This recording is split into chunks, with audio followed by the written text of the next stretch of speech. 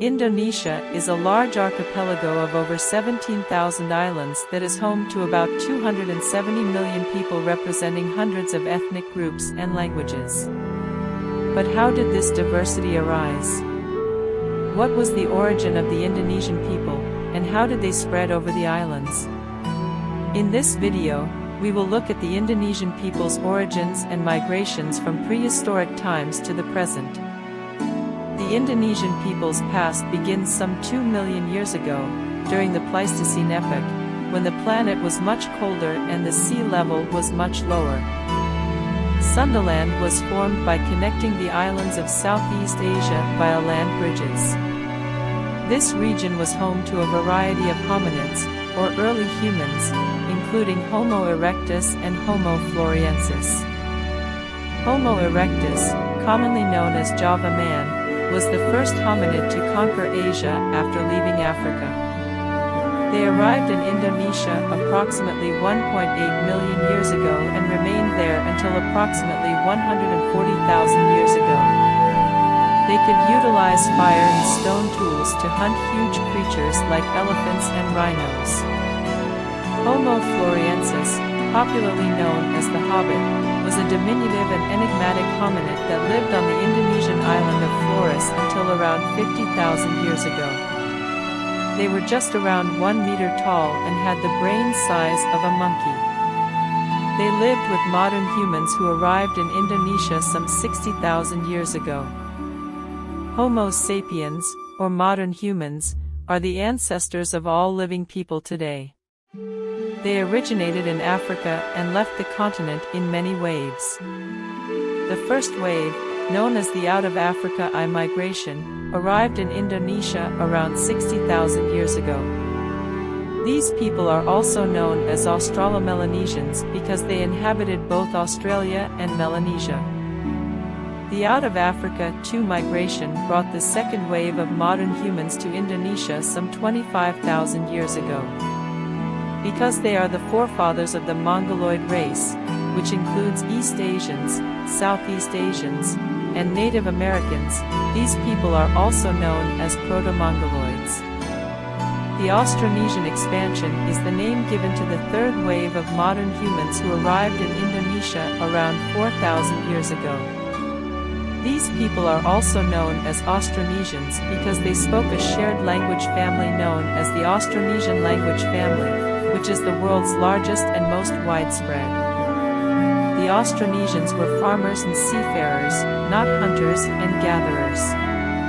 They brought crops like rice, taro, and bananas, as well as domesticated animals like pigs, chickens, and dogs. They also constructed the outrigger canoe, which allowed them to cross the oceans and conquer new areas like Madagascar, Polynesia, and Hawaii. The Austronesians had a tremendous impact on Indonesian culture and genetics. They introduced new technology like metallurgy and writing, as well as new faiths like animism and ancestor worship. They also intermarried with existing populations, giving rise to new ethnic groupings such as the Javanese, Balinese, and Batak. Indonesia's modern history begins in the 16th century, when Europeans came in the islands in search of control over the lucrative spice trade. Portugal was the first European force to establish a presence in Indonesia, conquering Malacca and the Moluccas. The Netherlands was the second European state to control Indonesia, forming the Dutch East India Company and the Dutch East Indies. The Portuguese were quickly driven out of the country by the Dutch and the indigenous resistance. The Dutch had a long-lasting influence since they exploited the Indonesian people's natural resources and human labor for more than 3 centuries. The Dutch also forced their culture, language, and religion on the Indonesian people, as well as establishing a racial hierarchy favoring Europeans over indigenous. Indonesians refused to accept Dutch colonial authority and fought for independence. From 1825 until 1830, Prince Diponegoro led the first significant insurrection in Java, fighting a guerrilla battle against the Dutch.